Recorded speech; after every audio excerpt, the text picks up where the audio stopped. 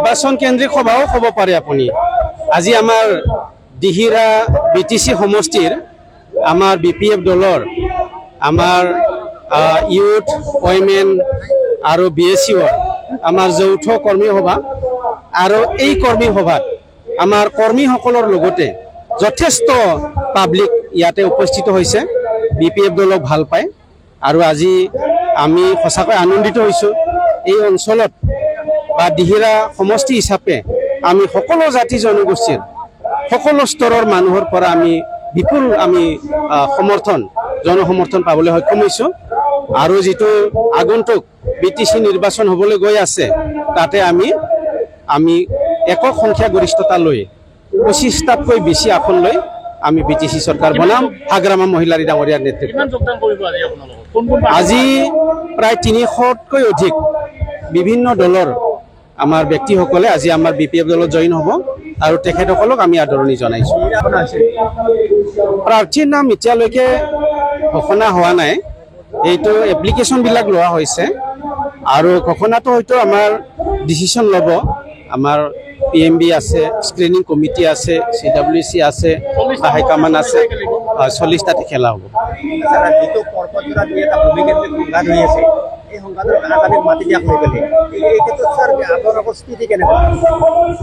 আমাৰ স্থিতি এইটোৱে যে আমাৰ স্থিতি বুলি বিশেষ মই ক'বলৈ নাযাওঁ যে তাতে মাটি কাক দিব বিচাৰিছে, কি কাৰণত দিব বিচাৰিছে সেইটোতো পাব্লিকে স্পষ্ট নহয় কাৰণে তেনেকুৱা ধৰণৰ হয়তো আন্দোলনবিলাক হৈ আছে।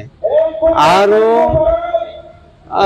সেইটোতো মানুহৰ অধীনত থকা মাটিটো পাব্লিকে আপত্তি কৰিব। সেইটো আৰু যিহেতু পাব্লিকৰ হাতত থকা সেইটো মাটি এনাই পৰি থকা মাটিটো নহয়, সেইটো কাৰোবাৰ নামত তেনেকুৱা ধৰণৰ মানুহৰ নামত থকা মাটি বুলি আমি গম পাওঁ। ম্যাদী মাটিও আছে বা দখলত থকা মাটিও আছে। নাই, BPF-এ তেনেকুৱা ধৰণৰ একো কৰা নাই, এইটো পাব্লিকে কৰি আছে। BPF হিচাপে আমিতো একো কোৱা নাই এতিয়ালৈকে। বিজেপিৰ লগত আপোনালোকৰ ভিতৰতে কিবা আলোচনা চলিছে? কিছুদিন ধৰি আপোনাৰ চৰ্চাৰ বিষয় আছে, জয়ন্ত মল্ল বৰুৱা আগৰমৰ লগত একেলগে চাহ খোৱাৰ কথা কৈছে। চাহ খাব পাৰে ক'ৰবাত, আগৰ আমাৰ পুৰণা যিটো আগৰ দিনতে চিনাকি চাহ খাব পাৰে, কিন্তু দলীয় ক্ষেত্ৰত এতিয়াও তেনেকুৱা ধৰণৰ আলোচনা হোৱা নাই। চাহ খালিতো অলপ কথা পতা হ'ব ভাই, চাহ হয় না নহয়? নাই, তেনেকুৱা ধৰণৰ একো বুজাবুজি আছে বুলি ক'ব নোৱাৰি এতিয়ালৈকে।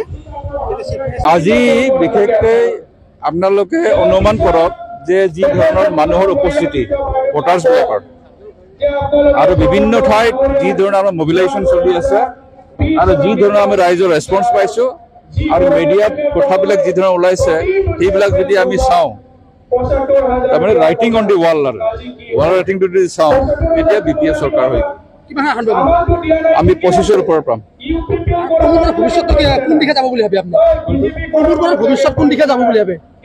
কিহৰ ভৱিষ্যত?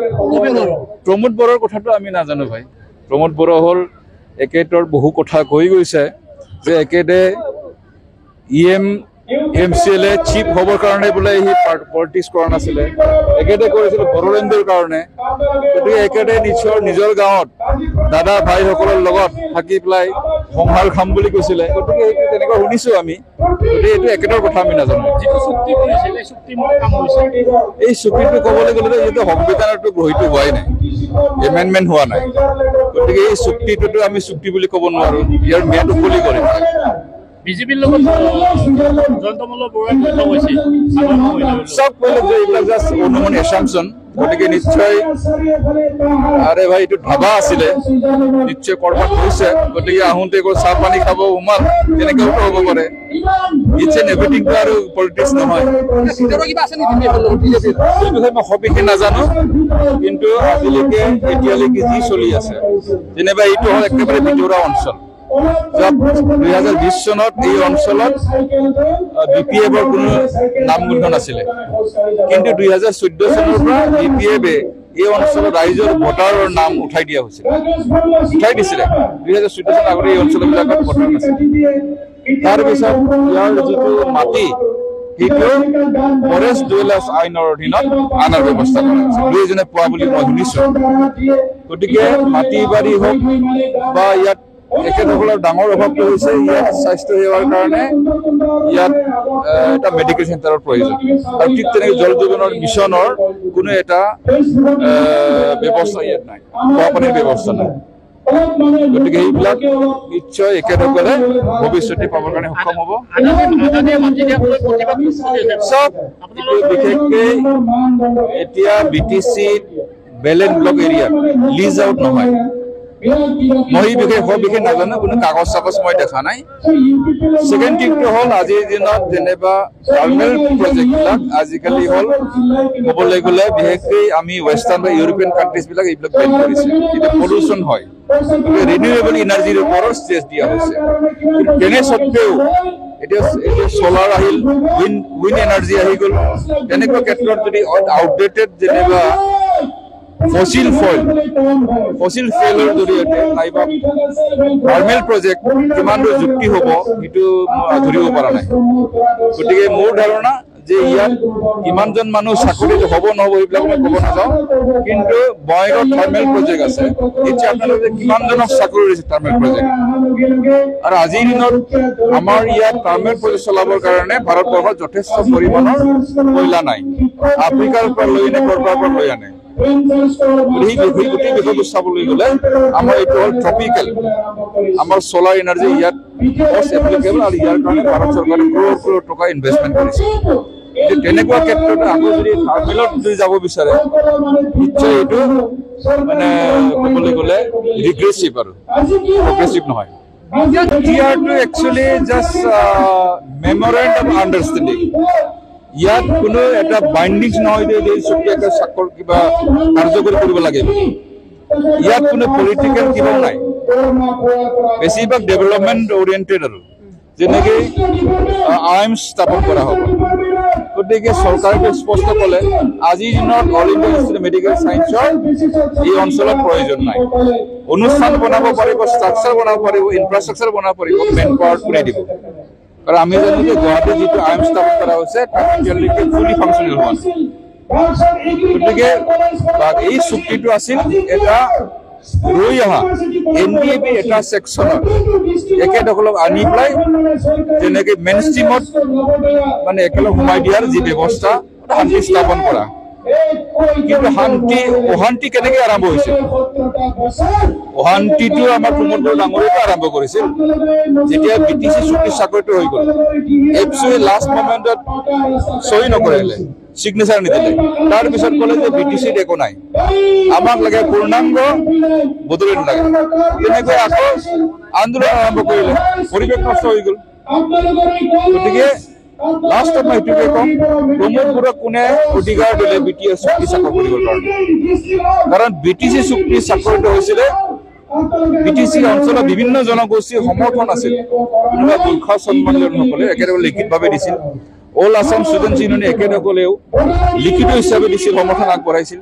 বঙালী পেটাৰবিলাকে দিছিল। গতিকে বিভিন্ন জনগোষ্ঠীৰ সমৰ্থনত উত্তৰৰ অঞ্চলৰ এটা শাসনৰ ব্যৱস্থা।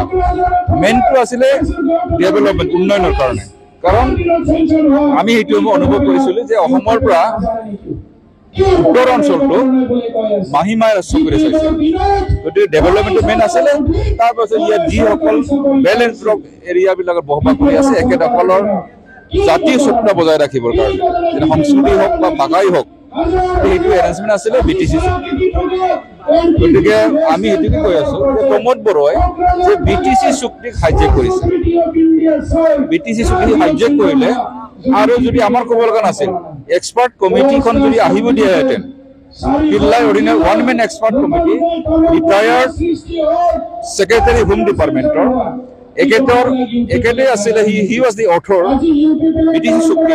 গতিকে BTC চুক্তি চাকৰ হোৱাৰ পিছত BTC চুক্তি কি আহুৱাবিলাক আছে, জনজাতিবিলাকৰ কিবা অসুবিধা হৈছে নেকি?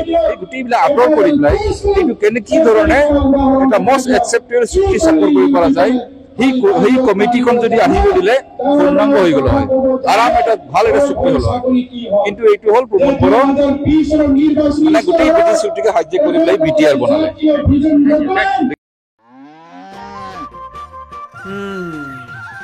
মোৰ লখিমীকেইজনীয়ে ইমান বেছিকৈ গাখীৰ দিয়ে মনটো একেবাৰে ভাল লাগি যায় বিয়মৰ দানা খোৱাৰ পৰা মই বেছিকৈ লাভৱান হৈছোঁ আপোনালোকেও বিয়মৰ দানা খুৱাওক আৰু এইটো বেছিকৈ লাভ কৰক